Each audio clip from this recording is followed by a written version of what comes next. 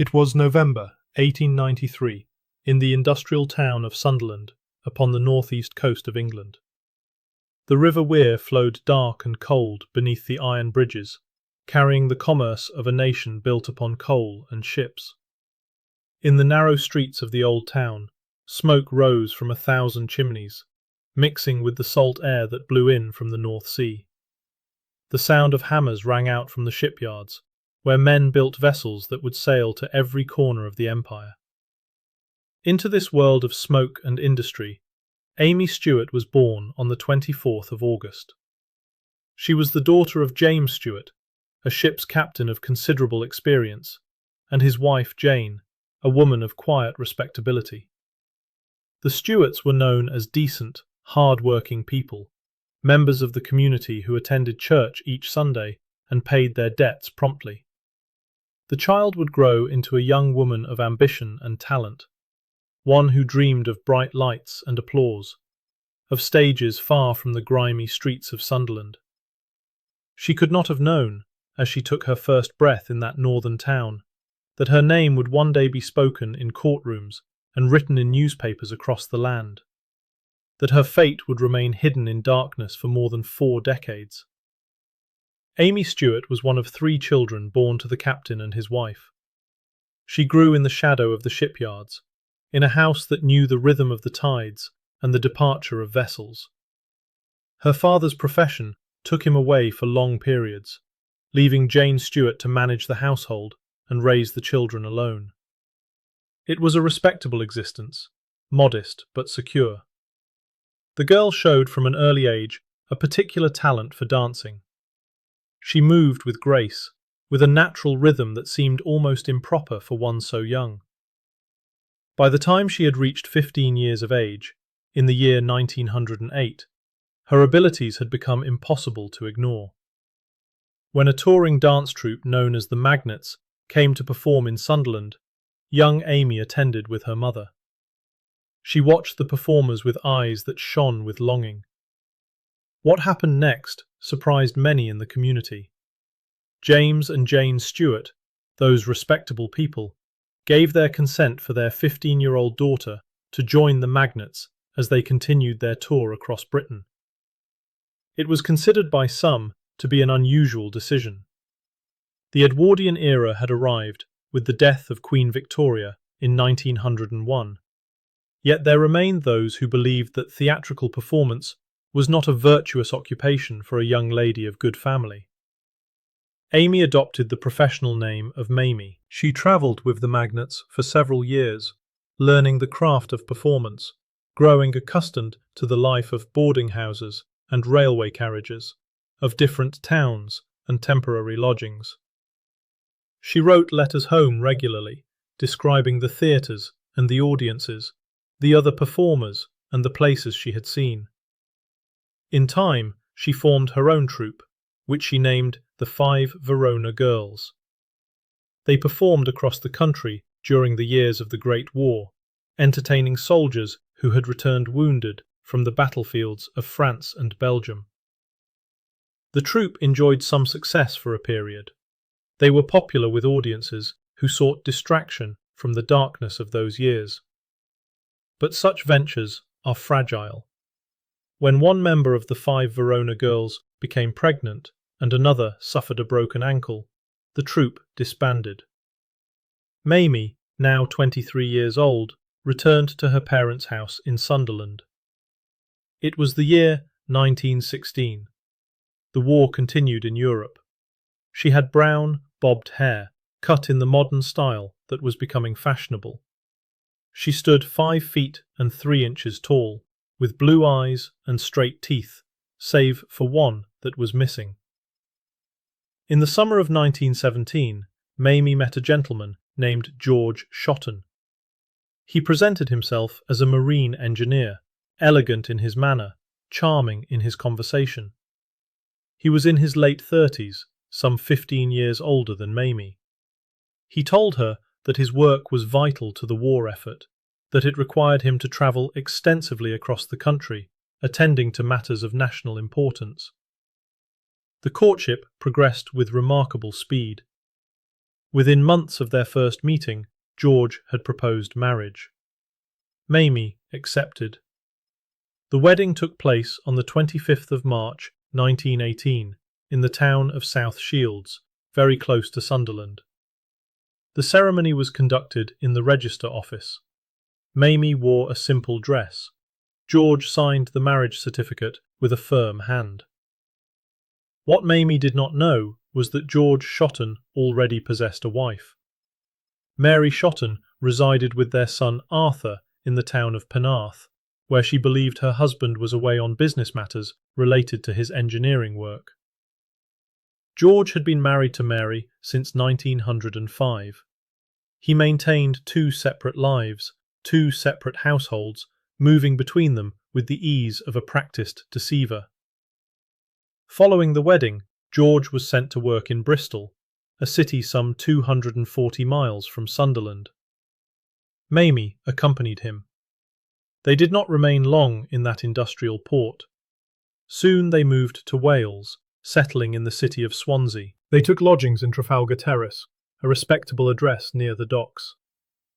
Mamie continued her habit of writing letters to her family and friends in Sunderland.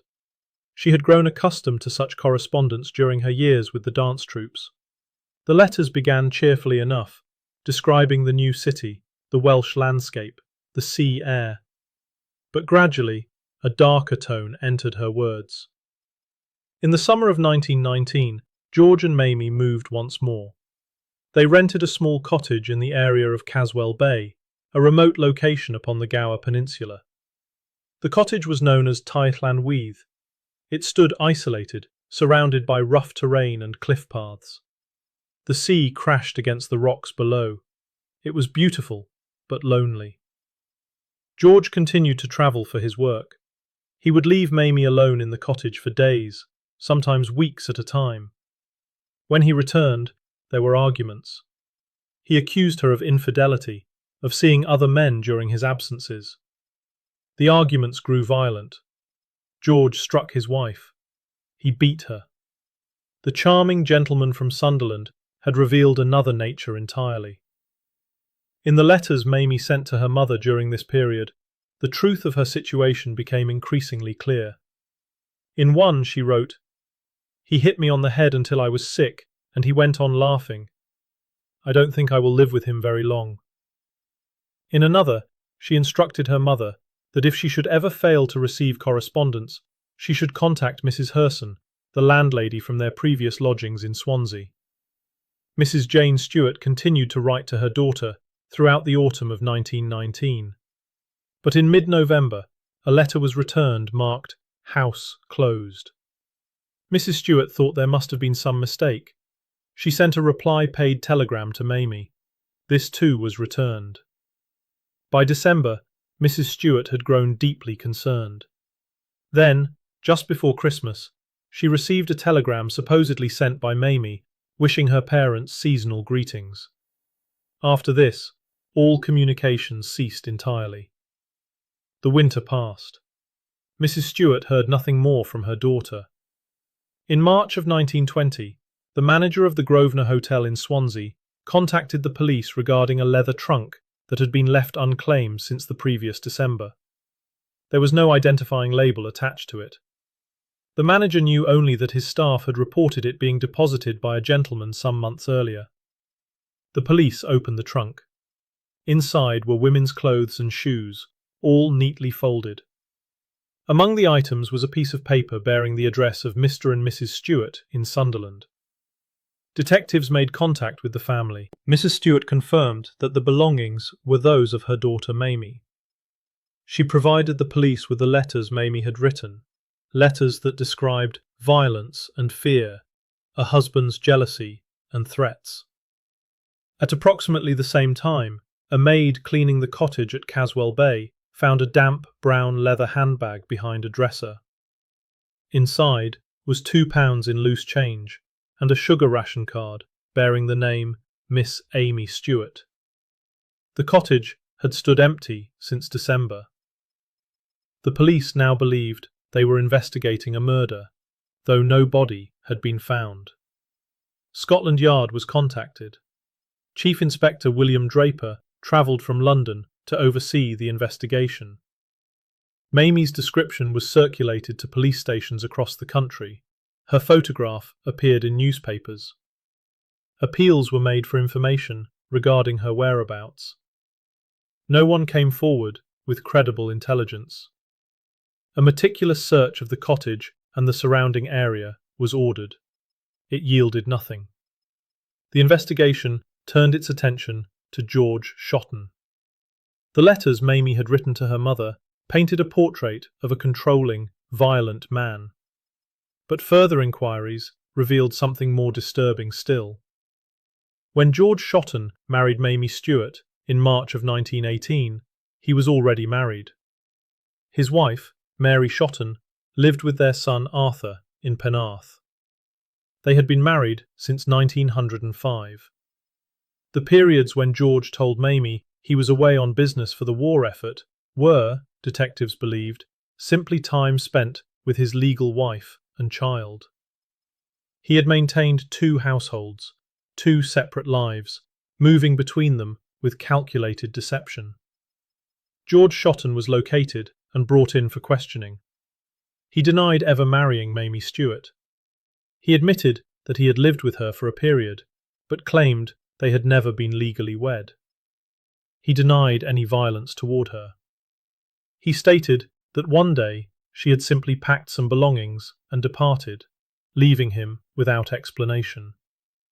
He acknowledged depositing her trunk at the Grosvenor Hotel, claiming he had done so because she had abandoned it. The case presented significant difficulties for the investigating officers. Under the law, as it stood in 1920, it was not possible to charge a person with murder without first having a body. No matter how suspicious the circumstances, no matter how violent the husband or how frightened the missing woman, without proof of death, there could be no charge of murder. Detectives began referring to the matter as the perfect crime.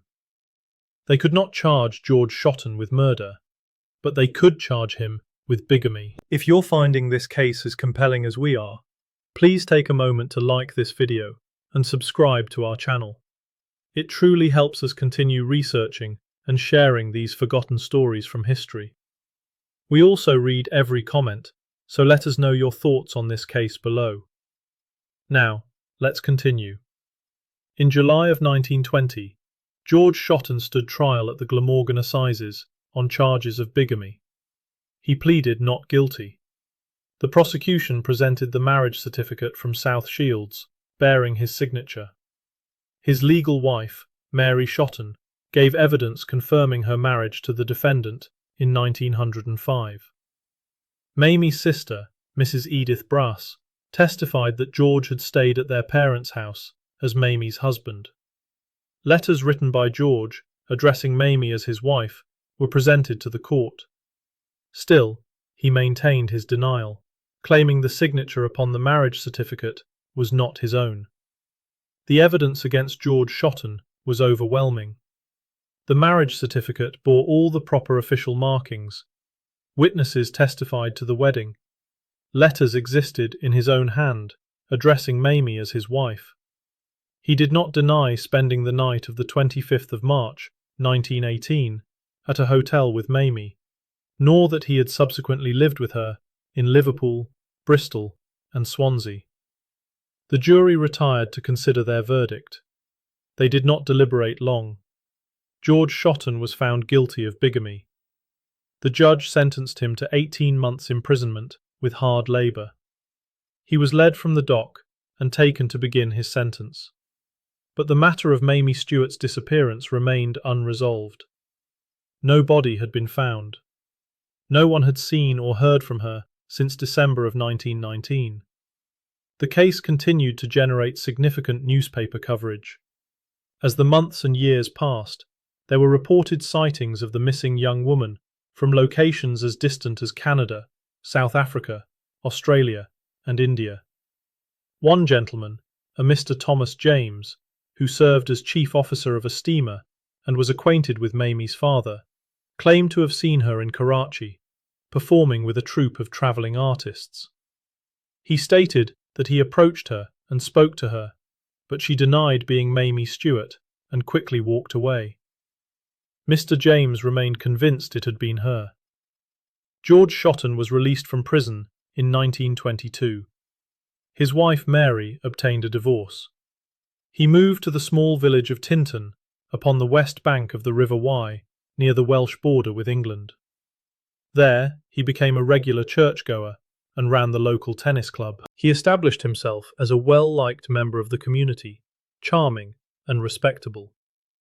This comfortable existence ended when a local newspaper published an article about the case of the missing Mamie Stuart and her bigamist husband.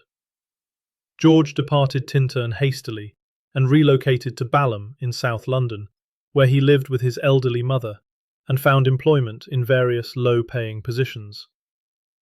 In May of 1938, he was arrested for threatening his sister, Miss Gladys Austin. He had told her he would shoot her with a revolver, apparently due to a dispute over their mother's will. He was convicted and sentenced to 12 months' imprisonment. Upon his release in 1939, he severed all contact with his family and eventually settled in Bristol. The years passed. George Shotton grew old in obscurity. Mamie Stuart had vanished without trace. Despite the extensive newspaper coverage, despite the alleged sightings from distant corners of the empire, no credible evidence of her survival emerged. The case gradually faded from public attention, becoming one more unsolved mystery in the annals of crime. In 1950, the cottage at Caswell Bay where George and Mamie had lived was sold to a new owner. Extensive drainage work was undertaken around the property. During this excavation, workers discovered a woman's shoe in a pit that extended beneath the house. The pit had been filled with quicklime. Despite thorough searching of the area, nothing further was found. The shoe was noted, and the work continued. 11 years passed. On the 5th of November, 1961, 3 young men ventured into a disused lead mine at Brandy Cove on the Gower Peninsula. Graham Jones, John Gerke, and Colin McNamara were experienced potholers, familiar with the dangers of such explorations. They descended approximately 50 meters into the abandoned shaft, their torches cutting through the darkness. Behind a rock in a narrow chamber, they found a human skull. Beside it lay a sack. Inside were bones, rings, a hair clip, and the deteriorated remains of clothing. The young men immediately contacted the police. Over the following days, a difficult forensic examination was conducted in the cramped confines of the mine shaft. The location was merely 200 yards from the cottage where Mamie and George had lived more than 40 years earlier. Pathologists examined the remains. They determined that the bones belonged to a young woman, probably in her early 20s, who would have stood approximately 5 feet 3 to 5 feet 4 inches in height. The cause of death could not be conclusively established. Strangulation and stabbing could not be discounted. The pathologists reported that the body had been dismembered, cut into multiple pieces, before being concealed in the mineshaft. An inquest commenced on the 14th of December, 1961. The skeleton was laid out in the courtroom throughout the proceedings. Witnesses gave testimony. Mrs. Elsie May Evans, who had been a friend of Mamie's during the Great War and had also worked as a performer, identified the rings as belonging to Mamie. She stated that Mamie had always worn her engagement ring, and she remembered it clearly. It was confirmed that the rings had been manufactured between 1912 and 1918, consistent with the period when George would have given them to Mamie. The skull bore evidence of a missing tooth, the same tooth that Mamie had lost as a girl. A retired postman named William Simmons testified that in December of 1919 he had encountered George Shotton carrying a large sack. He had offered assistance, whereupon a startled George had looked up and said, "No, no, no. Oh God, you gave me a fright for a minute. I thought you were a policeman." George had then loaded the sack into his van and driven off in the direction of Brandy Cove. When asked why he had not reported this at the time, Mr. Simmons replied that he had not thought the two matters connected. The coroner's jury ruled that the skeleton was that of Mamie Stuart and that she had been murdered, probably by her husband, George Shotton. Police set about locating the man. They discovered that his former wife Mary had remarried and was living in Swansea. She did not know the whereabouts of her ex-husband. George Shotton was eventually traced to a retirement home in Bristol, but he had died following a stroke on the 30th of April 1958, more than 3 years before the discovery of Mamie's remains. He had been buried in an unmarked grave at Arnos Vale Cemetery. The police could locate his burial place only because it was marked with his welfare number. George Shotton had, it seemed, gotten away with murder. Following the initial excitement in the press at the discovery of Mamie's whereabouts, interest waned when it became known that George Shotton was deceased. The case once again faded from public attention. No effort was made to lay Mamie to rest with dignity. Instead, her skeleton was kept in a cupboard at Cardiff University, where it was occasionally used to assist in teaching students of anatomy and forensic science. It was not until December of 2019 that the skeleton was finally returned to Sunderland. Mrs. Susie Oldnall, a great-niece of Mamie Stuart, had been approached by researchers making a television programme about unsolved murders. They informed her of the whereabouts of her great-aunt's remains. Arrangements were made. 100 years after her disappearance, Mamie Stuart was buried alongside her parents in Bishop Wearmouth Cemetery. The grave bears a simple headstone. The wind from the North Sea blows across it, carrying the salt air from the River Wear, the same air that Mamie would have breathed as a child in those narrow streets of Sunderland. The shipyards are silent now, the hammers stilled. But the stone remains, marking at last a place of rest for a young woman who dreamed of stages and applause, who met a charming gentleman in the summer of 1917, and who was never seen alive again.